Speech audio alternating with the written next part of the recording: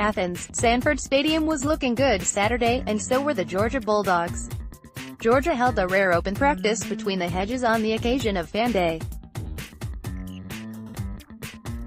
A few thousand spectators took advantage of the opportunity to get a sneak peek at the 2018 team. Then those that could stand the heat, and it was considerable, queued up at the field's 4 entry points for a 45-minute autograph session offered at the conclusion of the workout.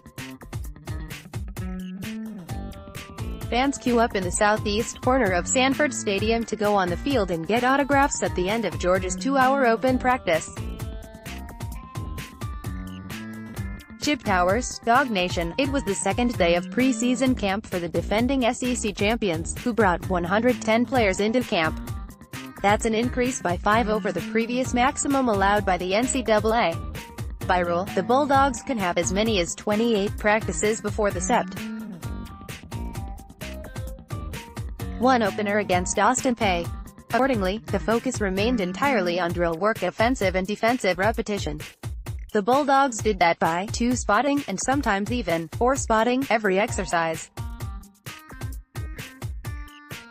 That means having more than one of the same drill or play going at any time.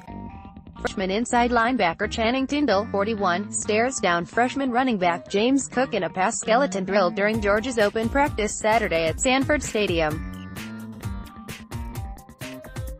Stephen Colquitt, UGA, there was a lot of mixing and matching going on as far as which players were working with what units. To that end, the hierarchy was more distinguishable with some position groups than others.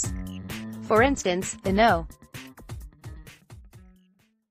1 offensive line looked to be exactly as we left it at the end of spring practice. That is, with Andrew Thomas at left tackle, Kendall Baker at left guard, Lamont Gaillard at center, Ben Cleveland at right guard and Isaiah Wilson at tackle. The second team line consisted of LT DeMarcus Hayes, LG Solomon Kindley, center Erickson, right guard Nettori Johnson and right tackle Cade Mays. Quarterbacks Jake Fromm and Justin Fields clearly were working number 1 and number 2, respectively. Conversely, wide receivers and defensive backs were running in and out of segments at a breakneck pace. Generally, though, the passing game looked sharp through skeleton work, with both Fields and Fromm drawing applause from spectators for long completions and receivers for spectacular catches. There were impressive defensive plays as well. Sophomore safety Richard LeCount intercepted Fromm twice in 11-on-11 work and nearly had another pick-and-pass skeleton drills. With the resident disclaimer that there was no availability afterward for context and the Bulldogs are switching roles a lot on both sides of the ball at this early stage, here some other quick observations. Based on personnel groups on Saturday at least, it looks like Natrez Patrick might be good to go out of the box this season. The senior inside linebacker was working alongside Tae Crowder with a number 1 defense during a situational 11-on-11 segment midway through the practice. Patrick's status for early games has remained uncleared following his 2-game suspension at the end of last season for an arrest that led to a probation violation. Smart has said Patrick is with the team, but has declined to discuss specifically when Patrick will be available. Sophomore defensive backs William Poole and Mark Webb got a lot of work with the No. 1 defense at cornerback and nickelback, or star, respectively. Sophomore D'Angelo Gibbs was working with the number 2 defensive backfield unit at the star position in pass skeleton drills. Based on the personnel surrounding him, it looked as though true freshman Jock Camarda was the No.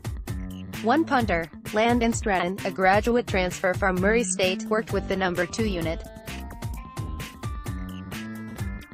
Place kicker Rodrigo Blankenship and redshirt freshman Walken Brooks Buse were with the 3s and 4s, respectively.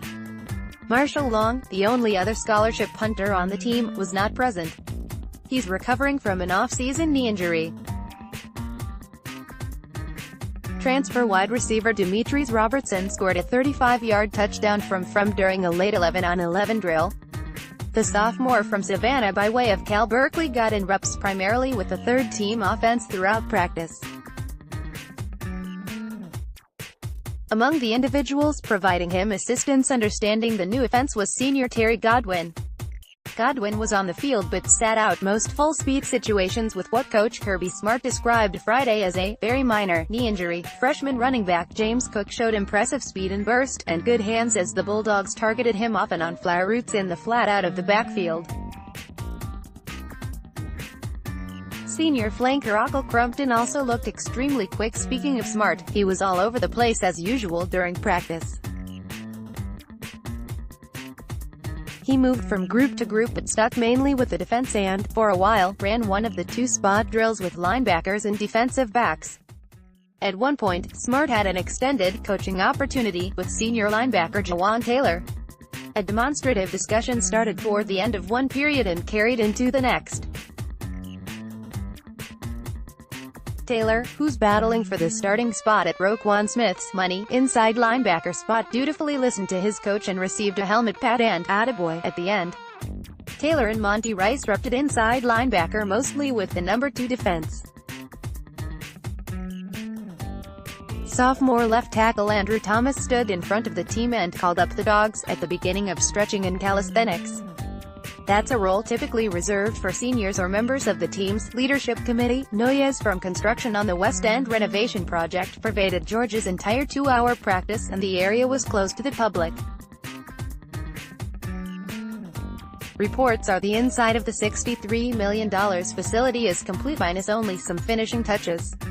The majority of attention now is on the bridge and the plaza area below the now completely finished scoreboard.